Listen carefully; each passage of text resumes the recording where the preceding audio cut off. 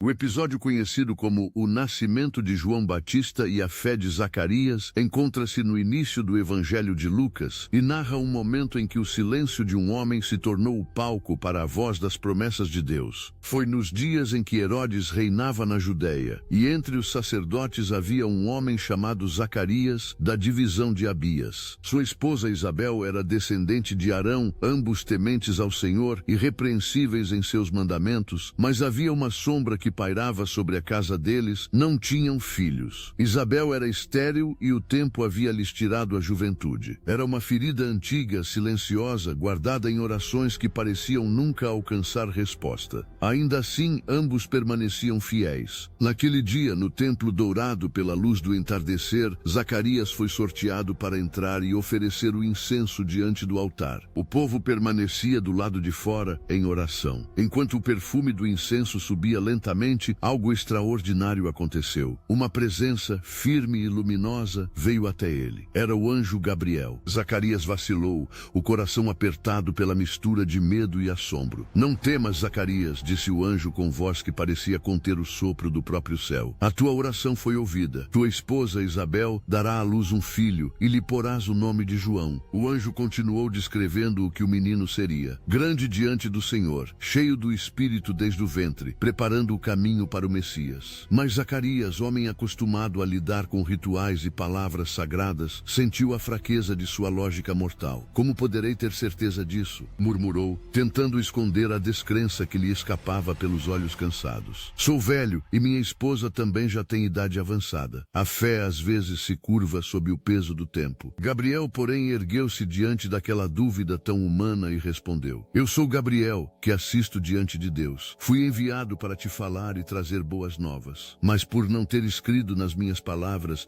ficarás mudo até o dia em que tudo isto se cumprir." O incenso continuou a queimar, preenchendo o ar, enquanto o sacerdote saía em silêncio, literalmente. Quando Zacarias apareceu diante do povo, não pôde pronunciar a bênção costumeira. Tentou gesticular, tentou formar palavras que não vinham. As pessoas souberam que algo celeste havia acontecido ali, e o sacerdote ficou sem fala por dias que se transformaram em meses. Enquanto isso, longe do templo, Isabel sentiu no corpo o cumprimento do milagre. Aquele ventre que durante décadas conhecera apenas o silêncio agora pulsava de vida. Ela se recolheu, envolta em gratidão. "Assim o Senhor fez comigo", dizia em suas orações solitárias, "para tirar o meu opróbrio entre os homens." À medida que o tempo avançava, o pequeno lar antes silencioso tornou-se lugar de preparação e reverência. Zacarias, que antes clamava em voz alta, agora escrevia em tábuas de cera, aprendendo um novo idioma, o da escuta. Os vizinhos cochichavam, alguns sorriam de ternura, outros de incredulidade. "O que será deste menino?", ouviam-se dizer. Isabel, porém, sorria com serenidade. "Deus está escrevendo algo maior do que compreendemos", disse-a certa vez a uma vizinha curiosa. "Meu esposo não fala, mas o céu fala por nós." Quando o tempo se cumpriu e o menino nasceu, a casa se encheu de alegria e dos sons que antes faltavam. Familiares vieram celebrar. O costume mandava que o recém-nascido recebesse o nome do pai, e alguns diziam: "Será chamado Zacarias." Isabel, porém, respondeu com firmeza materna: "Não, seu nome será João." Os parentes se entreolharam confusos. "Não há ninguém em tua família com esse nome", replicaram. Voltaram-se então para Zacarias, pedindo-lhe um sinal do que desejava. Ele pediu uma tábua e escreveu com mão firme: "O nome dele é João." No instante em que as letras foram traçadas, sua língua se soltou. A primeira palavra que brotou foi louvor. "Bendito seja o Senhor, o Deus de Israel." A voz de Zacarias ecoou forte, depois de tanto tempo guardada, o silêncio se transformara em canção. Ele falou sobre redenção, promessa, misericórdia. Falou do filho que seria profeta do Altíssimo, preparando o coração do povo para o Cristo. A casa inteira se encheu de lágrimas e esperança. O povo da região ficou tomado de reverência, e muitos guardaram no coração aquela pergunta: "Que será, pois, este menino?" Ao redor de Zacarias e Isabel, algo da eternidade tocava o presente, como se cada sopro de vento recordasse que nenhum tempo é longo demais para Deus cumprir o que prometeu. Com o passar dos anos, João cresceu nos montes e desertos, aprendendo o som do vento e o silêncio das pedras. Seu nascimento havia sido selo de uma fidelidade antiga, a de um Deus que ouve, mesmo quando a voz humana se cala. Zacarias e Isabel envelheceram cercados por esse milagre silencioso, lembrando que o Senhor não esquece nenhuma oração, ainda que o tempo pareça demorar. A dúvida que antes os paralisara foi vencida pela presença do impossível feito real. O episódio de Zacarias e Isabel fala sobre algo que todos nós enfrentamos: a espera. Quantas vezes oramos e o céu parece não responder? Quantas vezes a idade, o cansaço ou a repetição dos dias fazem parecer que o sonho morreu? Nesses momentos aprendemos com Zacarias que o silêncio, quando vivido diante de Deus, não é castigo, é escola. Há bênçãos que amadurecem enquanto esperamos. Há respostas que florescem no tempo exato de Deus. O nome João significa o Senhor é gracioso, e assim é com cada oração sincera. Quando finalmente vem a resposta, ela sempre carrega graça. Hoje, quando a esperança parece distante, a história de Zacarias nos chama a crer novamente. Deus continua a visitar corações cansados, a transformar descrença em louvor, a abrir lábios que o medo havia fechado. Talvez sua vida esteja num tempo de silêncio, mas o mesmo Deus que devolveu voz a Zacarias e vida ao ventre de Isabel é capaz de fazer brotar alegria onde só havia espera. A promessa ainda vive, mesmo que você não consiga expressá-la. Como disse o anjo, as palavras do Senhor se cumprirão no tempo certo. E quando esse tempo chegar, sua voz também proclamará: bendito seja o Senhor. Se você gostou desta reflexão, curta e compartilhe para que mais pessoas sejam lembradas de que Deus cumpre suas promessas no tempo perfeito.